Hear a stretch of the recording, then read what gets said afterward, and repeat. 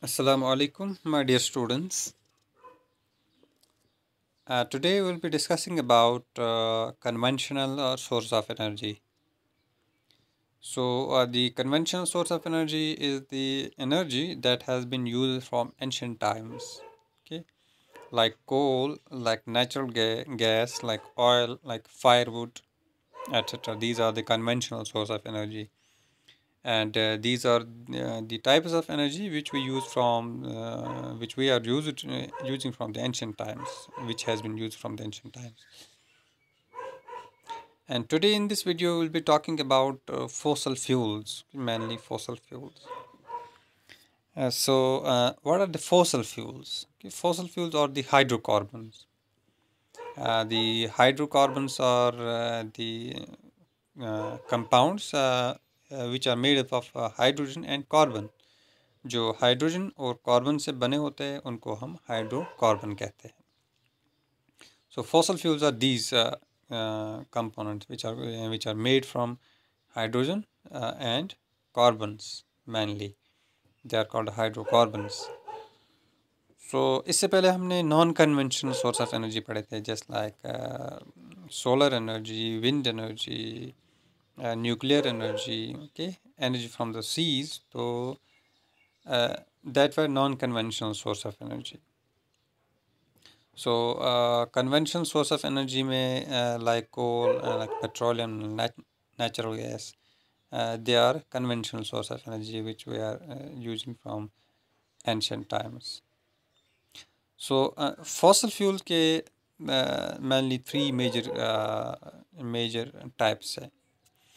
कोल एक fossil fuel है, petroleum एक फॉसल फ्यूल है, एंड नेचुरल गैस एक फॉसल फ्यूल है. ये तीन टाइप्स जो हैं, ये तीन मेजर टाइप्स हैं फॉसल फ्यूल के. Coal, petroleum and natural gas. And these fossil fuels are formed from the remains of dead plants and animals.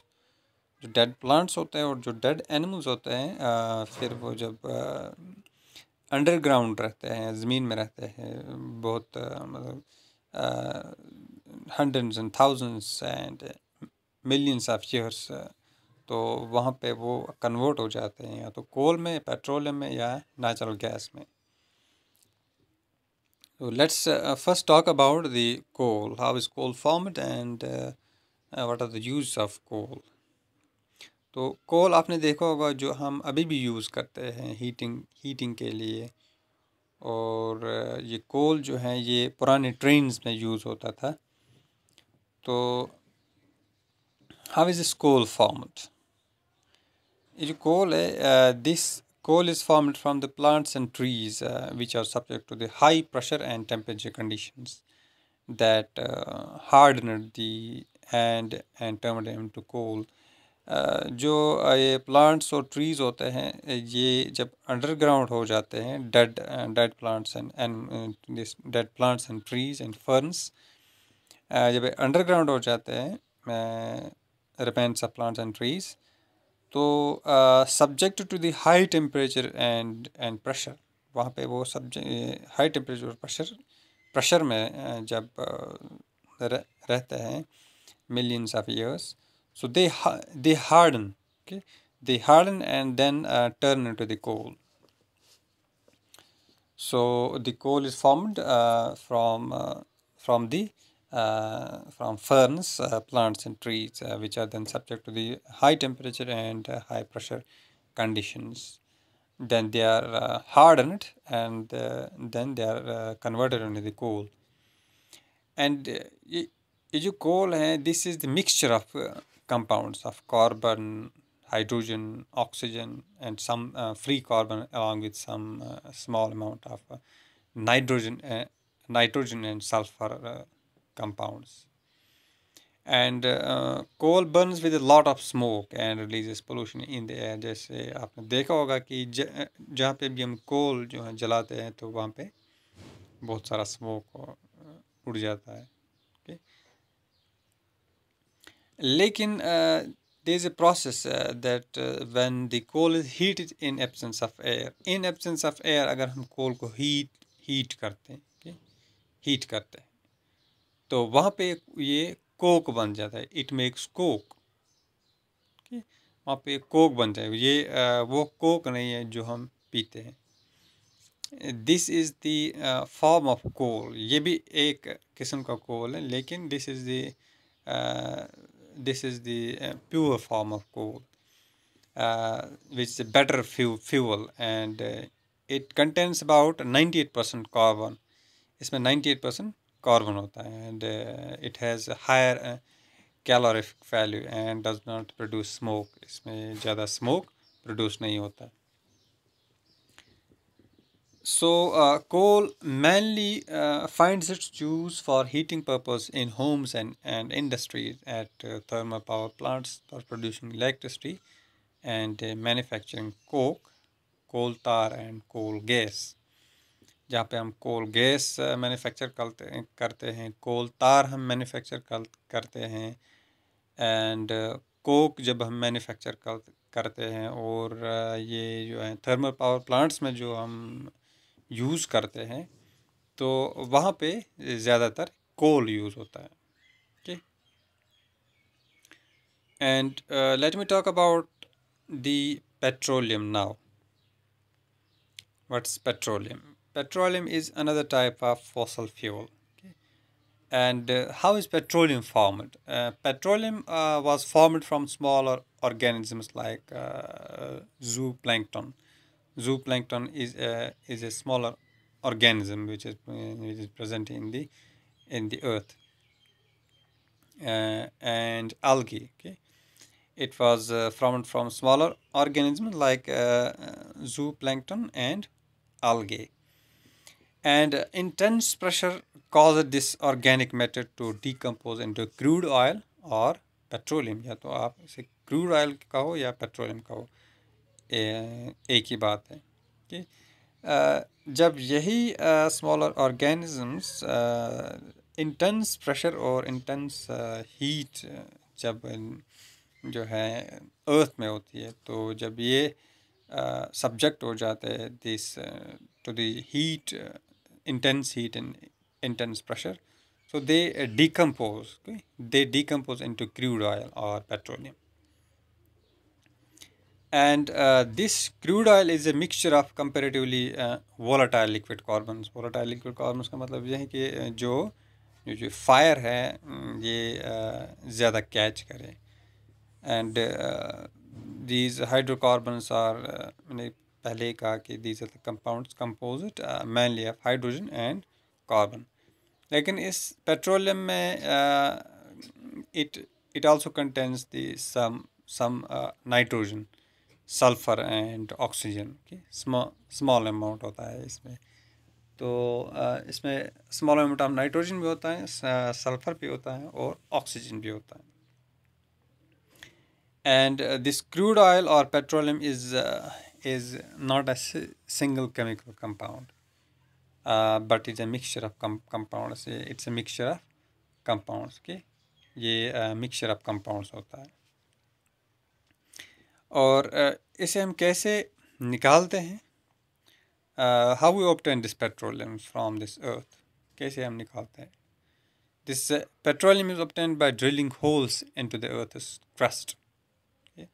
जैसे हम ट्यूबवेल बनाते हैं, उसमें हम होल करते हैं, तो वहाँ से फिर पानी निकलता है। इसी तरह से जहाँ पे ये जो है प्रेडिक्शन होती है कि यहाँ पे ऑयल हो सकता है, तो वहाँ पे फिर वो ड्रिलिंग स्टार्ट होती है। ओके, तो वहाँ पे ड्रिलिंग स्टार्ट होती है, उसके बाद वहाँ पे जो है पेट्रोलियम निकाला जाता है।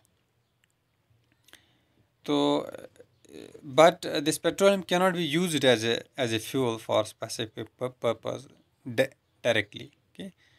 Directly हम use नहीं कर सकते। It has to be refined by the process of fractional distillation। So where various usable fractions are obtained, like petroleum gas वहाँ पे निकलता है, डीजल निकलता है, पेट्रोल निकलता है, केरोसिन निकलता है, फ्यूल ऑयल निकलता है।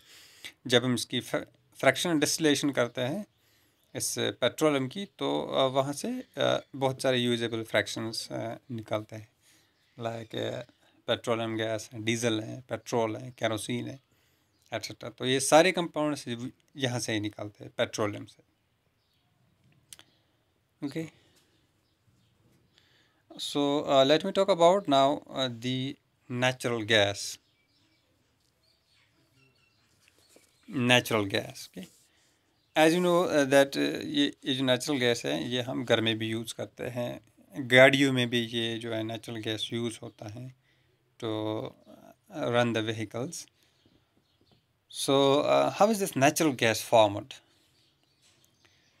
जैसे पेट्रोलियम फॉर्म होता है इसी तरह से जो है ये नेचुरल गैस भी फॉर्म होता है, लेकिन दी प्रोसेस इज़ लॉन्गर, यहाँ पे प्रोसेस लॉन्गर होती है, and the it is subject to higher amount of heat and pressure causing further decomposition. यहाँ पे जो जब हमने पेट्रोलियम में पढ़ा कि वहाँ पे डिकम्पोजिशन होती है इन स्मॉलर ऑर्गेनिजम्स की, जो zooplankton और algae just like these organisms। तो लेकिन नेचुरल गैस के प्रोसेस में यहाँ पे जो है यहाँ पे एक तो टाइम ज़्यादा होता है, ज़्यादा लगता है, और हीट एंड प्रेशर ज़्यादा होता है। ओके, जब हीट एंड प्रेशर ज़्यादा होगा तो वहाँ पे फर्दर डिकम्पोजिशन होगी। So natural gas occurs above on the petroleum oil trapped under the rocks। तो नेचुरल गैस कहाँ पे ऑकर होता है? जो petroleum which is trapped under the rocks, तो वहाँ पे जो है फर्दर डिकम्पोजिशन होती है, तो नेचुरल गैस प्रोड्यूस होता है। एंड नेचुरल गैस में mainly it consists of mainly methane। okay? Methane यहाँ पे 95% होता है with small quantities of ethane and propane। okay? ज़्यादातर यहाँ पे मीथेन होता है, methane is 95% present here, and small quantities of ethane भी होता है और propane भी होता है। And this natural gas is used as a domestic and industrial fuel। It's also used as fuel in thermal power stations to generate electricity। And compressed natural gas, आपने सुना होगा CNG, compressed natural gas, ये हम use करते हैं vehicles में, because ये वाला जो गैस होता है this is cleaner, okay, and greener fuel, यानी कि इसमें से जो है ये environmental friendly है, तो और क्लीनर भी हैं। And the fossil fuels have been used for large scale industrial development which has further led to global increase demand.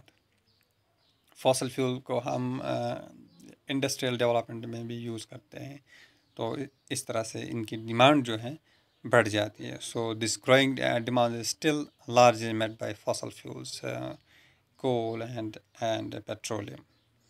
And coal is mainly used in industries, and petroleum is used as automobile fuel and in industries, as you know।